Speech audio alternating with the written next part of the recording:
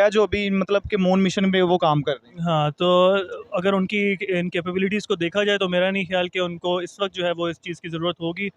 मेरा जहाँ तक ख्याल है वो इंडिपेंडेंटली इस चीज़ को ज़्यादा अच्छी तरीके से सर ले। दूसरी तरफ मैं आपको ये भी बताता जाऊँ कि वो खुद का जो स्पेस स्टेशन है उस पे भी काम कर रहे हैं और रिसेंटली अभी उन्होंने एक असाइनमेंट है उसके ऊपर दस्तखत किए हैं। वो असाइनमेंट ये है कि अभी यूएसए के साथ मिलकर उन्होंने 2024 यानी कि 2024 में स्पेस स्टेशन जो इंटरनेशनल स्पेस स्टेशन टेक्नोलॉजी है उसके ऊपर काम करने जा रहे हैं। अगर ये तीनों ऑप्शन मैं आपके सामने रखूँ, वो खुद के स्पेस स्टेशन पे काम करेंगे यूएसए के साथ मिलकर, या जो रशिया ने ऑफर दी है, क्या लगता है इन तीनों ऑप्शन में से वो किसको क्लिक करेंगे?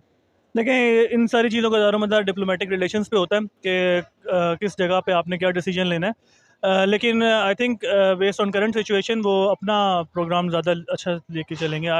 मेरा जहाँ तक पॉइंट ऑफ व्यू है। हाँ सर, दूसरा मुझे ये बताते जाइएगा, अभी उन्होंने साथ साथ ये भी तो I think so India prefer करेगा यूएसए को, बिकॉज इंडिया जो कनेक्टेड ज़्यादा से ज़्यादा रहता है वो अमेरिका से रहता है। And Russia will not connected the America, Russia will also against the America.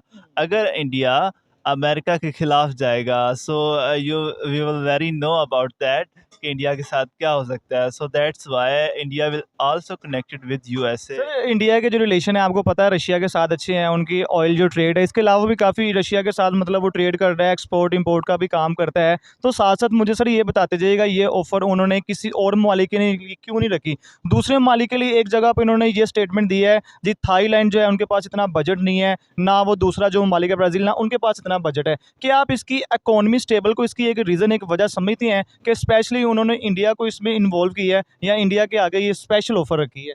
इसमें क्या समझते हैं कि इकोनॉमी का भी कोई दरमदार होता है, या उनके जो मुल्क की जो पोजीशन है वो अच्छे ग्रो पे है, इस वजह से जो रशिया उनको ज़्यादातर जो है ऑफर कर रहे हैं? जी, जी, बिल्कुल, आप बिल्कुल ठीक कह रहे हैं। इंडिया की जो इस टाइम इकोनॉमी है वो बहुत स्ट्रॉन्ग है। इंडिया की economy about almost in 17 country जो उनकी करेंसी है वो चलती है। So that's why Russia will be offered India. तो देखिए ना, इंडिया इस टाइम इकोनॉमी में देखा जाए, दूसरा इन्वेस्टिंग के लिहाज से देखा जाए, और अभी पिछले दिनों में उन्होंने ये अनाउंस किया है कि उनका जो वीज़ा है, हाँ, ज़बरदस्त हो गया। सर आपसे जो क्वेश्चन करने जा रहा हूँ वो ये है कि अभी रशिया ने जो ब्रिक्स मालिक है, जिनमें थाईलैंड आता है, ब्राज़ील आता है, इंडिया आता है और चाइना आता है, उनके आगे ये ऑफर रखी है कि आप हमारे साथ स्पेस स्टेशन हम तैयार करने जा रहे हैं 2027 में। आप इस प्रोजेक्ट में हमारा साथ दें, हम आपको मॉड्यूल्स भी तैयार करके देंगे, इसके अलावा काफ़ी अपॉर्चुनिटीज़ देंगे। क्या समझते हैं इंडिया जो है रशिया की इस ऑफर को एक्सेप्ट करेगा?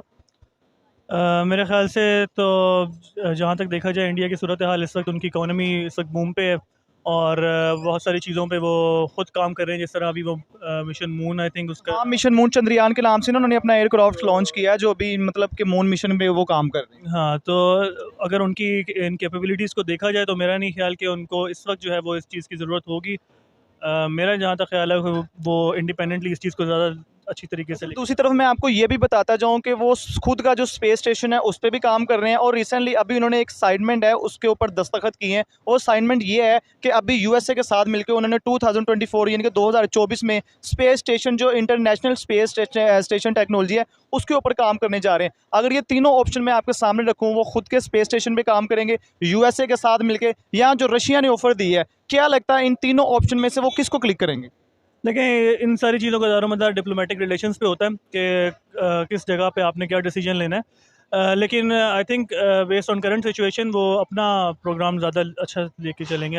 मेरा जहाँ तक पॉइंट ऑफ व्यू है। हाँ सर, दूसरा मुझे ये बताते जाइएगा, अभी उन्होंने साथ साथ ये भी बताया कि हम जो है इसमें चाइना तो फटाफट भाग के आ जाएगा, ठीक है, इसको उस चीज़ की ज़रूरत है, लेकिन उन्होंने जो थाईलैंड है, जो ब्राज़ील है, उसको इस वजह से इतना इन्वॉल्व नहीं करना चाह रहे क्योंकि उनके पास इकोनॉमी स्टेबल नहीं है, उनकी माशी हालात जो हैं मतलब वो मुल्क इतने स्टेबल नहीं है। तो क्या लगता है इंडिया की जो इकोनॉमी है, उनकी जो एक इमेज है वो वर्ल्ड लेवल पे अच्छी है, क्या इसी वजह से आए दिन जो दूसरे ममालिक के लोग हैं उनको इन्वेस्टमेंट में या किसी और भी चीज़ है उनमें उनको कहते हैं जी आप पार्टिसिपेट करें?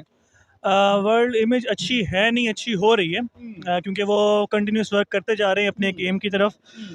इस वजह से ज़ाहिर सी बात है कि जितनी बड़ी इकोनॉमी होती है उतने ज़्यादा जो है वो लोग उससे अट्रैक्ट होते हैं और बड़ी पावर्स का यही कोशिश होती है कि कुछ चंद पावर्स जो हर तरह से इंडिपेंडेंट हो सके, आपस में अपनी कोऑपरेशन बढ़ा के। इसी वजह से जो आपने थाईलैंड की और इस बात की, तो उनका एम यही होता है कि चंद बड़ी इकोनॉमीज़ जो हर चीज़ में इंडिपेंडेंट हो जाएँ उनको उनके लिए कंट्रोल करना सब चीज़ों को बहुत आसान होता सर है। क्या आपको लगता है कि जो रशिया है ये जो अपना स्पेस स्टेशन टेक्नोलॉजी बना रहे हैं 2027 में वो इसमें कामयाब हो सकेंगे? Let's see. लेट्स सी, देखते हैं। और दूसरा सर साथ साथ मुझे ये बताइएगा इस तरह की जो ऑफर्स हैं अपॉर्चुनिटीज़ हैं वो पाकिस्तान में क्यों नहीं आती? अदर ममालिक हैं बेसिकली अगर देखा जाए सबसे ज़्यादा जो ऑफर जिस तरह की है वो इंडिया की तरफ प्रोवाइड की जाती हैं, पाकिस्तान में इस तरह की कोई ऑफर क्यों नहीं करता? देखिए, पाकिस्तान में इसलिए ऑफ़र नहीं करते क्योंकि इधर बेसिक नीड्स का फुकदान है। बेसिक हमारी जो बेसिक चीज़ें हैं, लाइक पेट्रोल की शॉर्टेज हो गई, पेट्रोल नहीं मिल रहा, बिजली नहीं आ रही, इन चीज़ों से जैसे जैसे हम बाहर निकलेंगे तो दुनिया बहुत बड़ी है, बहुत सारी अपॉर्चुनिटीज़ हैं, but first we have to work here. Basic level पे काम करेंगे तो फिर एडवांस लेवल पे जाएंगे। यानी कि आपके कहने का मतलब है छोटे छोटे जो मसाइल्स हैं हमारे आई थिंक पेट्रोल बिजली लोड शेडिंग, छोटे छोटे मसाइल नहीं है, दे बेसिक नीड्स। वर्ल्ड लेवल पे देखा जाए नीड तो हमें ज़ाहिर बात है कि हम इन चीज़ों की नीड है रोज़मर्रा ज़िंदगी के लिए, लेकिन मैं तो ये वर्ल्ड लेवल पे अगर देखा जाए तो मैं इन चीज़ों को छोटा छोटा ही सर कहूँगा ना। इसी वजह से आपको कह रहा हूँ अगर हम इन मिसाइल से बाहर निकलेंगे तो टेक्नोलॉजी की तरफ आएंगे। देखिए, हम एक बहुत बड़े लेवल पे इसको छोटा कह सकते हैं, लेकिन जब बात आती है मेरे और आपके लाइफ गुजारने की ज़मीन पे, तो ये हमारे लिए बहुत बड़ा ज़रिया माश, एक बहुत बड़ा क्वेश्चन मार्क है हमारे लिए कि वहाँ से वो कहाँ से पूरा करेंगे, उसके बाद ही अगली सोच हमारी आगे बढ़ती है। ये ह्यूमन साइकी है। हाँ सर साथ साथ मुझे ये बताइएगा अभी जो मून मिशन है चंद्रयान उन्होंने भेजा है चांद पे जो सर्च कर रहे हैं इसकी रीज़न क्या है, वजह क्या है? अभी सुनने में ये भी आ रहा है कि साइंसदानों ने ये रीज़न निकाली है कि जो ज़मीन की स्पेस जो है वो दिन ब दिन कम होती जा रही है, लोगों की जो ग्रोथ है वो ज़्यादा होती जा रही है, तो मे फ्यूचर चांद पे जाने की क्या यही वजह समझते हैं कि आने वाले टाइम पे हम चांद पे जो है अपनी रोज़मर्रा ज़िंदगी को आसान बना सकें या वहाँ पे हम जो है अपनी लाइफ गुजार सकें? देखिए, अभी तो एक बहुत बड़ा क्वेश्चन मार्क है इस पे, तो अभी बहुत सारी रिसर्च काम होना बाकी है। बाकी तो ये है कि जितनी आपकी रसाई हो सकती है मुमकिन वो करें। अपॉर्चुनिटीज़ बहुत सारी होती हैं, सब अपॉर्चुनिटीज़ को देख के रखें और अकॉर्डिंग टू सिचुएशन आप decision decide. According to situation, जी वालेकुम अस्सलाम। क्या नाम है सर आपका? नबील अहमद। नबील भाई क्या करते हैं आप? मैं इधर स्टडी करता हूँ पंजाब यूनिवर्सिटी में। ज़बरदस्त हो गया, मतलब कि आप स्टूडेंट्स हैं तो बात करने में आपसे ज़रा मज़ा भी आएगा। अभी सर जो आपसे क्वेश्चन करने लगा हूँ, रिसेंटली रशिया ने अभी ये अनाउंसमेंट दी है, स्टेटमेंट दी है कि उनके जो ब्रिक्स ममालिक हैं, चारों ममालिक Thailand, Brazil, Canada sorry China और इंडिया, उन्होंने ये इंडिया को ऑफ़र दी है मोस्टली कि हम आपको इन्वॉल्व करते हैं, आप हमारे साथ स्पेस जो स्टेशन है उसमें काम करें, हम आपको अपने मॉड्यूल्स भी तैयार करके देंगे। क्या कहना चाहते हैं इंडिया जो कि खुद इस टाइम टेक्नोलॉजी में इतना आगे है, अपने स्पेस जो है वो मिशन तैयार कर रहा है मून मिशन के नाम से, आपको लगता है कि इंडिया उनकी जो इस ऑफ़र को एक्सेप्ट करेगा? जी सर बिल्कुल, आपको बिल्कुल आइडिया होगा कि इंडिया ने रिसेंटली जो है ना अपना वो लॉन्च किया है, जो है ना क्या कहते चंद्रयान 3 एयरक्राफ्ट अपना लॉन्च किया हैं, है। उन्होंने लॉन्च किया है। तो आई थिंक सो, मेरे ख्याल से जो मैंने पढ़ा है कि उनका वो जो है ना जो भी उन्होंने लॉन्च किया है वो उनका जो है ना नहीं हो सका।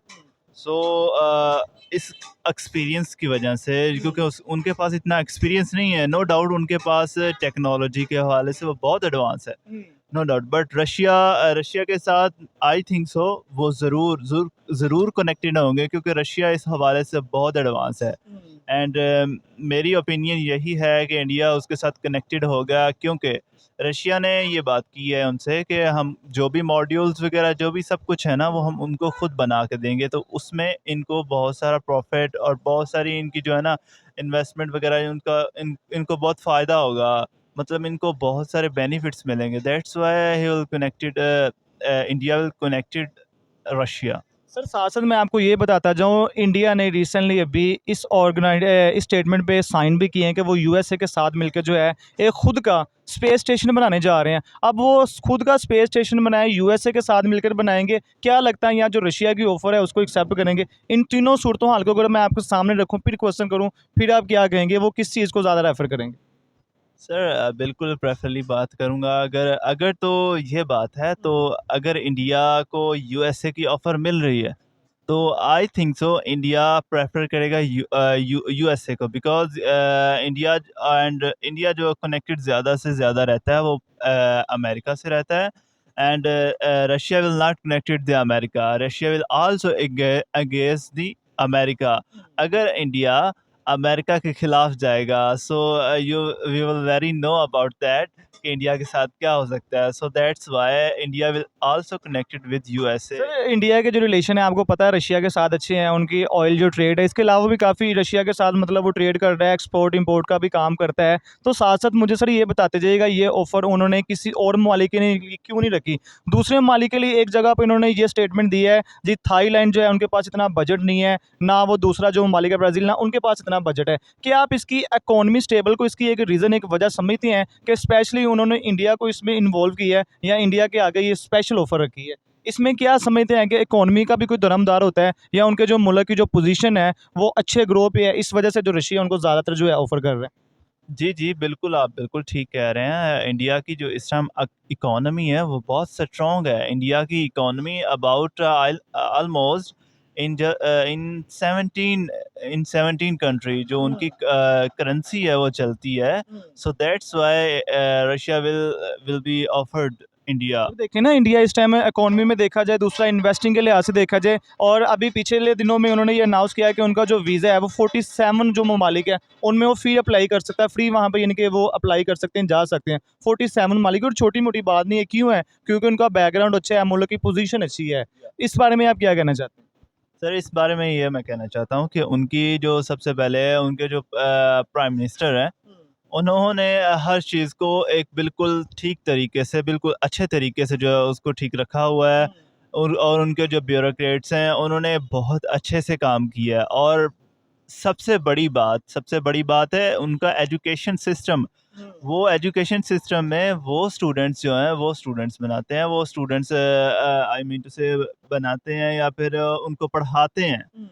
वो बिल्कुल वो बनाते हैं जो जिनके पास स्किल्स होती हैं। लाइक अब हम स्टूडेंट्स हैं, जो हमारी यूनिवर्सिटी की बात की जाए, हमें सिर्फ़ और सिर्फ़ जो है ना ज़्यादा से ज़्यादा थ्योरी पढ़ाई जाती है, लेकिन हमें जो है ना प्रैक्टिस मत नहीं करवाई जाती, जिसकी वजह से हमें कोई इतना ख़ास आइडिया नहीं होता, ना पता होता है।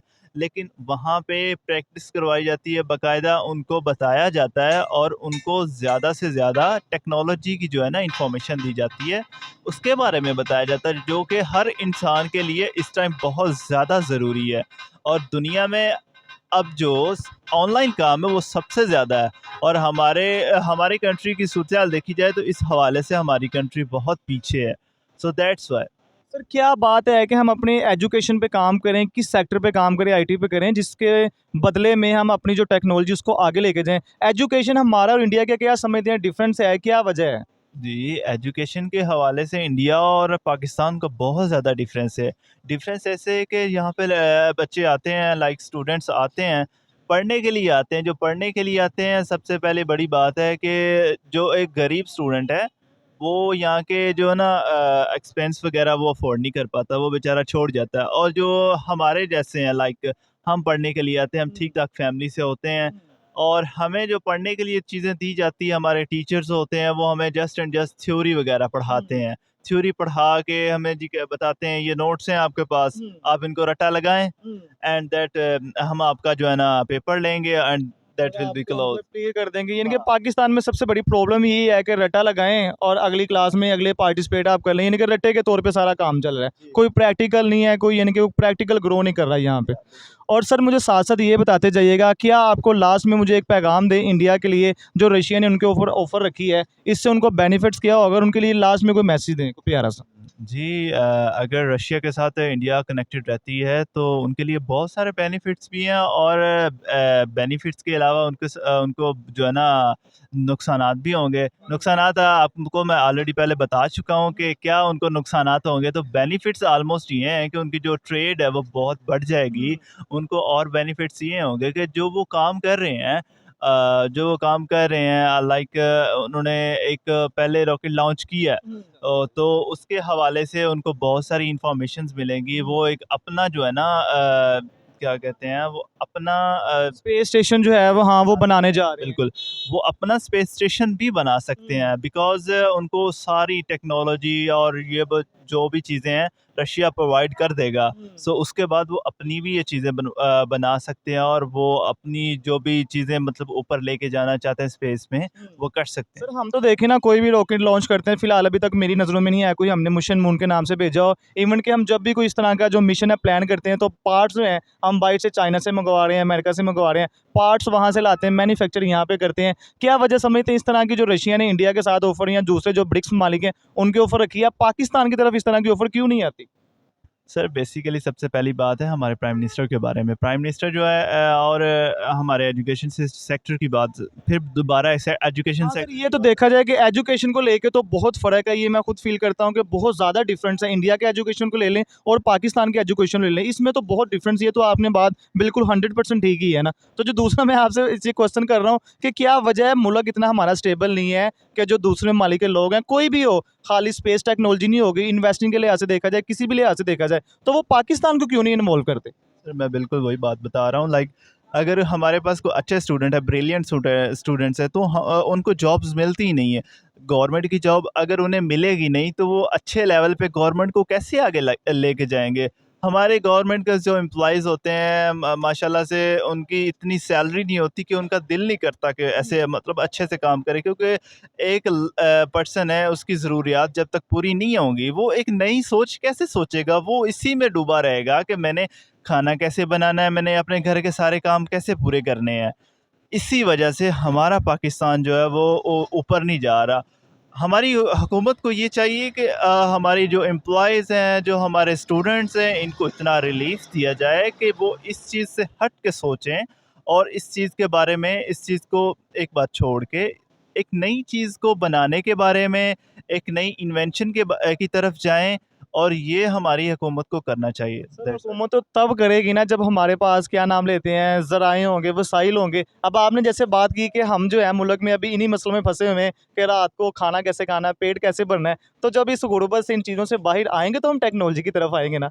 तो भाई का आपने ओपिनियन सुना, भाई ने बहुत अच्छा ओपिनियन दिया कि अगर हम इन चीज़ों से बाहर आएंगे तभी हम स्पेस टेक्नोलॉजी या किसी और चीज़ पे काम कर सकेंगे। अगर आपको वीडियो अच्छी लगी हो तो वीडियो को लाइक कीजिएगा, कमेंट्स कीजिएगा और शेयर कीजिएगा। मिलते हैं नेक्स्ट वीडियो में, तब तक के लिए अल्लाह हाफ़िज़।